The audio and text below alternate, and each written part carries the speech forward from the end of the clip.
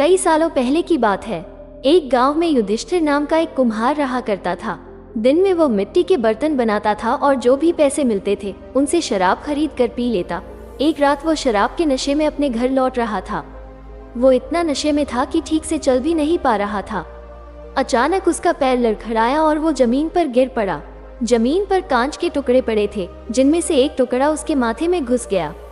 उसके माथे से खून बहने लगा। इसके बाद कुम्हार किसी तरह उठा और अपने घर की ओर चल दिया। अगले दिन जब उसे होश आया तो वो वैद्य के पास गया और पट्टी करवाकर दवाई ली।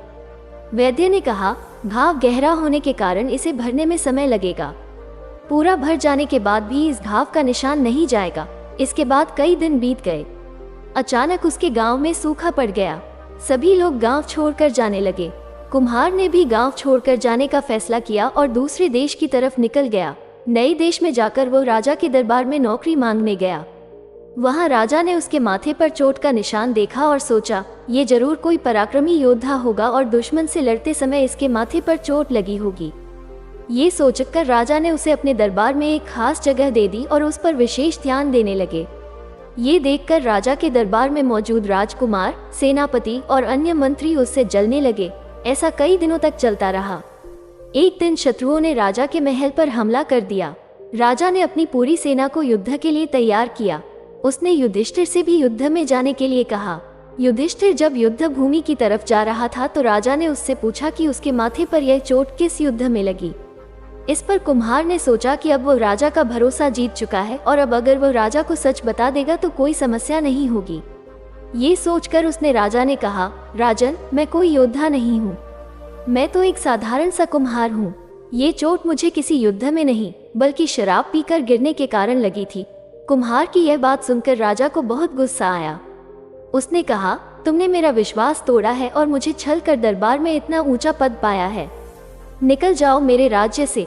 कुम्हार ने राजा से बहुत मिन्नतें की। उसने कहा कि अगर उसे मौका मिले तो वो युद्ध में राजा के लिए प्राण भी दे सकता है। राजा ने कहा, तुम चाहे जितने भी वीर और पराक्रमी हो, लेकिन तुम शूरवीरों के कुल से नहीं हो। तुम्हारी हालत शेरों के बीच रहने वाले उस गीदड़ की तरह है जो हाथी से लड़ने की जगह उससे दूर भागने की बात करता है। मैं तुम्हें जाने दे रहा हूँ, लेकिन अगर राजकुमारों को तुम्हारा राज पता चल गया तो वो तुम्हें मार डालेंगे। इसलिए कहता हूँ कि अपनी जान बचाओ और भाग जाओ। कुम्हार ने राजा की बात मानी और तुरंत उस राज्य को छोड़कर चला गया।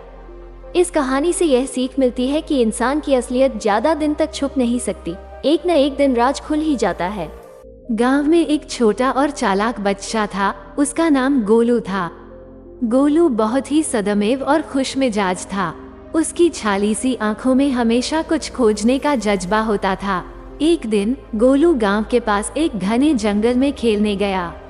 वो जंगल की गहराइयों में खो गया और बहुत देर तक भटकता रहा। तभी उसने एक पुराना बड़ा पेड़ देखा। जब वह पेड़ के पास गया तो वो एक गिलहरी को देखा जो वहां अपना घर बना रही थी। गोलू ने गिलहरी से बात की, नमस्ते दोस्त, मेरा नाम गोलू है, तुम क्या कर रही हो? गिलहरी ने मुस्कराते हुए कहा, नमस्ते गोलू, मैं अपना घर बना रही हूँ। गोलू ने हैरानी से पूछा, घर कैसे बनाते हो? गिलहरी ने खुशमिजाजी से उसे सिखाया, देखो गोलू, मैं इस पेड़ के नीचे एक बनावट बना रही हूँ। इसमें मैं अपने बच्चों के लिए एक सुरक्षित जगह बना रही हूँ। आप भी मेरी जैसा कुशलता से कुछ नया सीख सकते हो। गोलू बहुत ही खुश हुआ कि वो गिलहरी से कुछ सीखने को मिलेगा। उसने गिलहरी की मदद से एक छोटा सा घर बनाया और वो खुशी खुशी घर लौटा। गोलू ने अपने दोस्त गिलहरी से एक महत्वपूर्ण सीखी, समय पर काम करना और अपने पर्यावरण का समय समय पर देखभाल करना। इसके बाद से गोलू गांव में अपने दोस्तों के साथ और भी नए नए सफरों पर निकलता और हर बार कुछ नया सीखता था। इस कहानी से हमें ये सीखने को मिलता है कि हमें हमेशा नई चीजों को सीखने का मन रखना चाहिए और हमारे चालाक दोस्त हमें इसमें मदद कर सकते हैं। गोलू ने गिलहरी से नई कौशल सीखकर अपने जीवन को और भी रंगीन बनाया और हमें ये याद दिलाता है कि हमें सीखने का मौका हमेशा मिलता है, हमें सिर्फ खोजना होता है।